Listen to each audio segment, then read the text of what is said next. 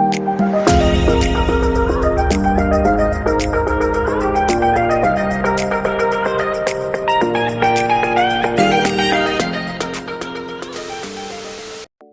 day, grade 9 students! Welcome to another fun-filled learning episode in English 9.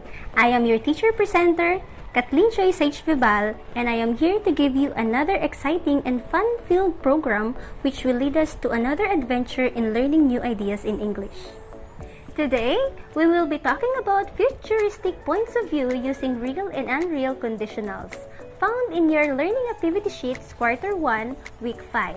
At the end of this video, you are expected to first, identify the difference between future real conditional and future unreal conditional. Second, use future real conditional and future unreal conditional in constructing a sentence. Third, evaluate a conditional statement and predict an outcome from a given input. Do you believe that whatever we conceive in our minds may possibly happen in the future? Yet, it depends how close it is to reality. This lesson will give you knowledge and help you understand the process of expressing ideas in the future with the use of future real and unreal conditionals. Learning how to use accurate words or expressions will give you confidence in expressing your thoughts in appropriate time, manner, and situation. Now, let us learn more about future real conditional. If A happens, B will happen.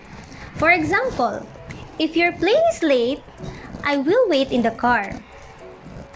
To make a future real conditional, use will in the result clause. Use the future real conditional to talk about possible situations in the future. Here's the form. If the if or when clause is in the simple present tense, the next clause will be simple future tense. For example, when coronavirus dies, I will offer mass prayers. If the first clause is in the simple future tense, the if or when clause should be in the simple present tense. Example, I will offer mass prayers when coronavirus dies. Note that there is no future in the if or when clause. The future real conditional, also called conditional 1, describes what you think you will do in the specific situation in the future.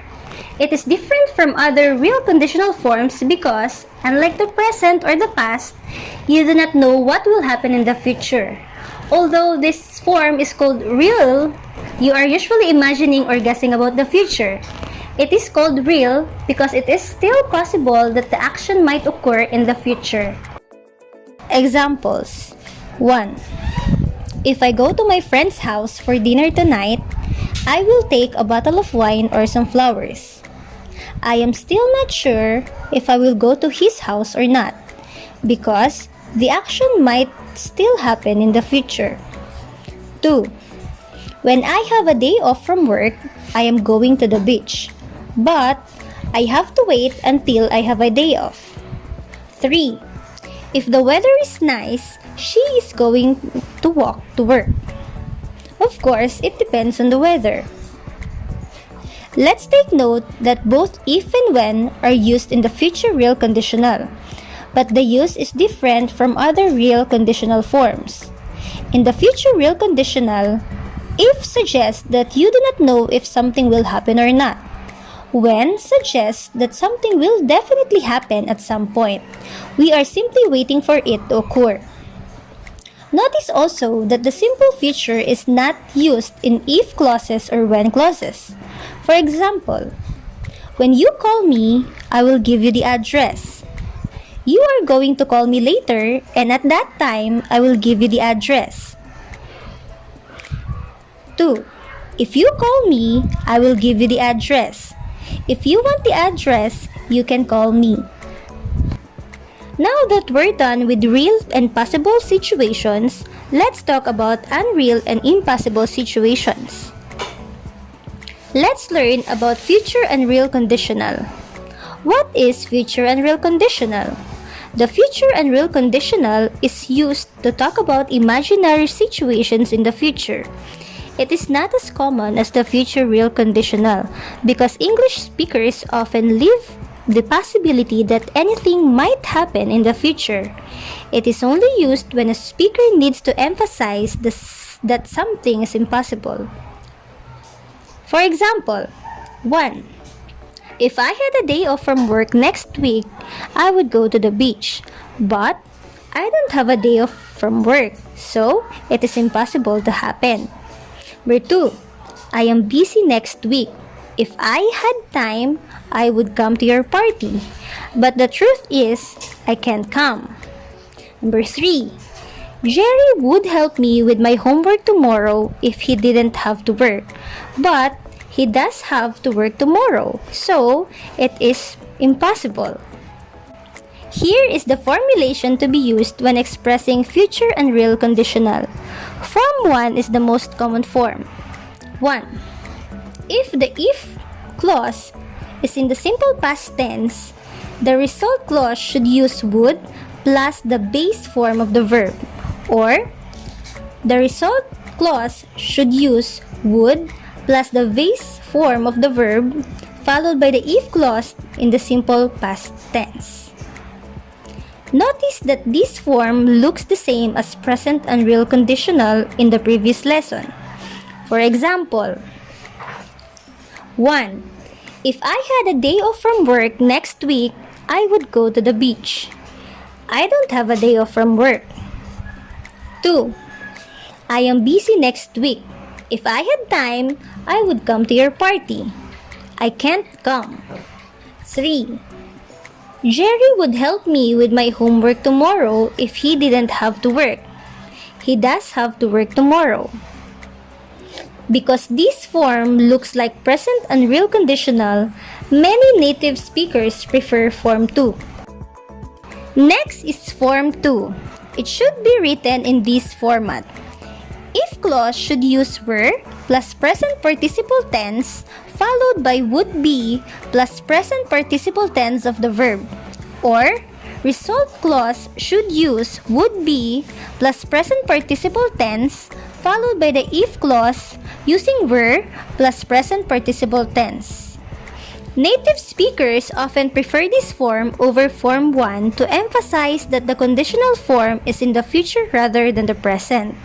Also, notice in the examples that this form can be used in the if clause, the result, or both parts of the sentence. For example, 1. If I were going to Fiji next week, I would be taking my scuba diving gear with me. In if clause and result clause. I am not going to Fiji and I am not going to take my scuba gear with me. Number 2. If I were not visiting my grandmother tomorrow, I would help you study. In if clause, I am going to visit my grandmother tomorrow. 3. I am busy next week. If I had time, I would be coming to your party. In result clause, I am not going to come to your party. Lastly, Form 3. It should be written in this form. 1. If clause should use were going to plus the base form of the verb followed by would be plus present participle of the verb. Or 2. Result clause using would be plus present participle of the verb followed by the if clause using were going to plus the base form of the verb. Form 3 of the future and real conditional is a variation of Form 2 which is also used to talk about imaginary situations in the future. Notice that this form is also different from Form 2 in the if clause. Native speakers use Form 3 to emphasize that the conditional form is a plan or prediction in the same way be going to is used to indicate a plan or prediction. Examples. Number 1. If I were going to go to Fiji next week, I would be taking my scuba diving gear with me. I am not going to Fiji and I am not going to take my scuba gear with me. Number 2. If I were not going to visit my grandmother tomorrow, I would help you study. I am going to visit my grandmother tomorrow.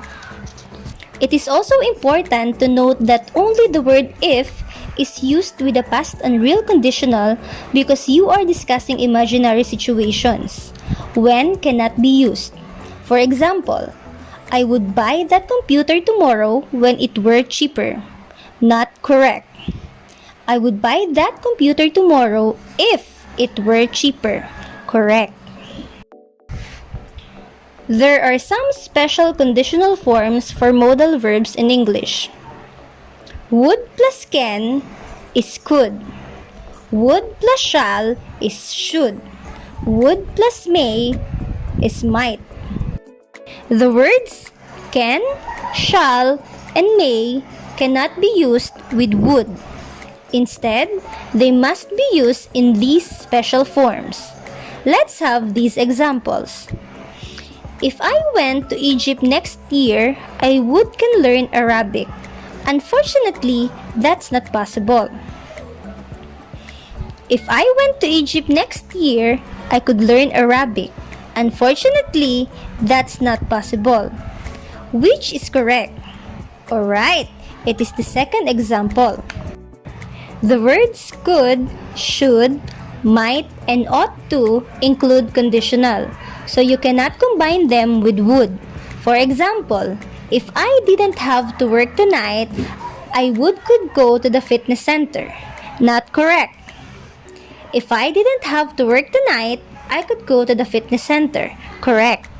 To help you understand the difference between the future real conditional and the future unreal conditional, you may compare the examples. If you help me move tomorrow, I will buy you dinner. This is under future real conditional because I don't know if you can help me. Another example under the future unreal conditional is, if you help me move tomorrow, I would buy you dinner. This is under future unreal conditional because you can't help me or you don't want to help me. I think you are now ready for some activities. So, let's have the first activity called, Is this for real? Using the words in the parentheses, complete the text below with the appropriate future real conditional. You will be given 5 seconds to answer each item. Are you ready?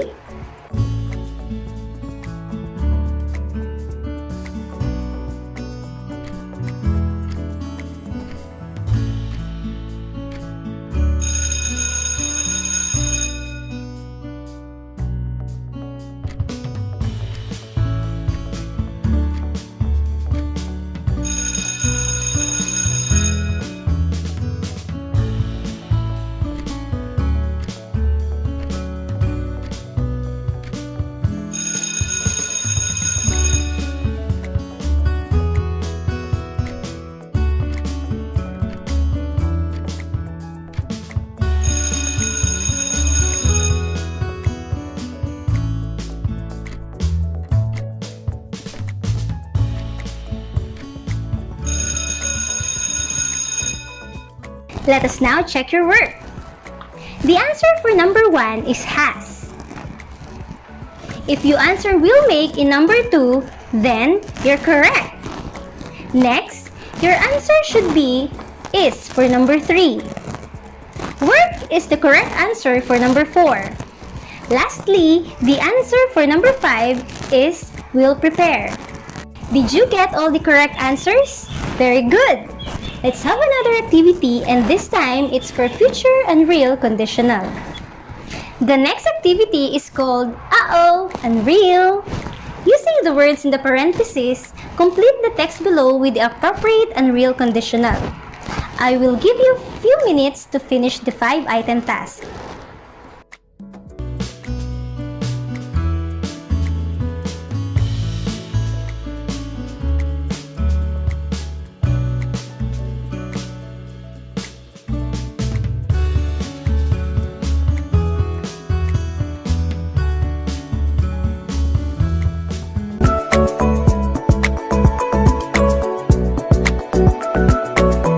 Your score?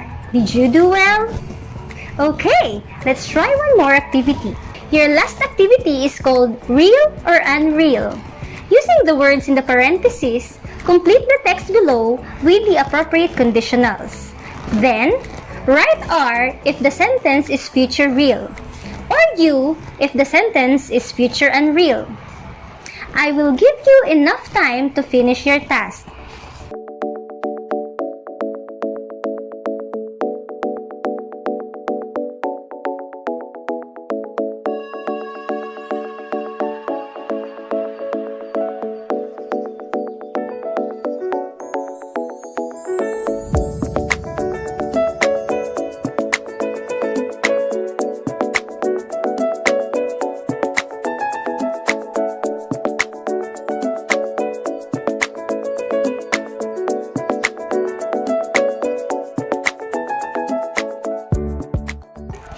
Time to check your answers.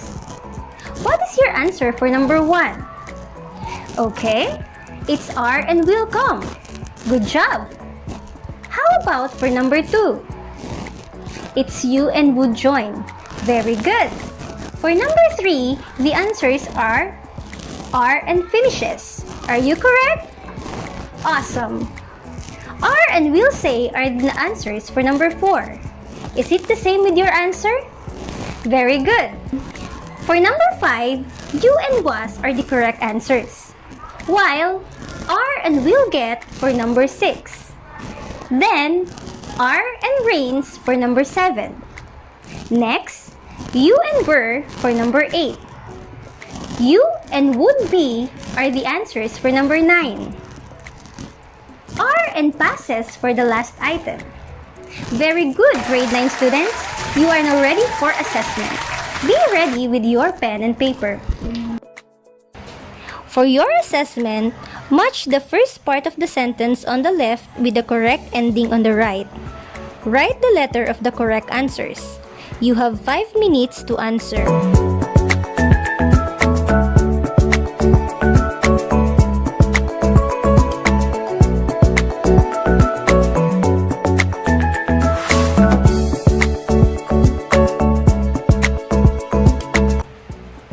Are you all done? Please check your answers from this correction key.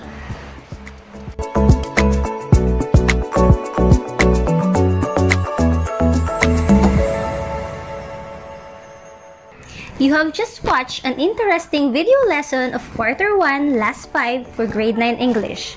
On behalf of our school head, Dr. Maria Teresa L. De Ramon, the English group headed by our EPS, Ma'am Cleofe Ariola, our ASTS Sir Freddy Guevara, and our school's division superintendent Sir William E. Gando, this has been Teacher Kath saying, watch out for our next video lesson. Stay safe, God bless, and good day everyone.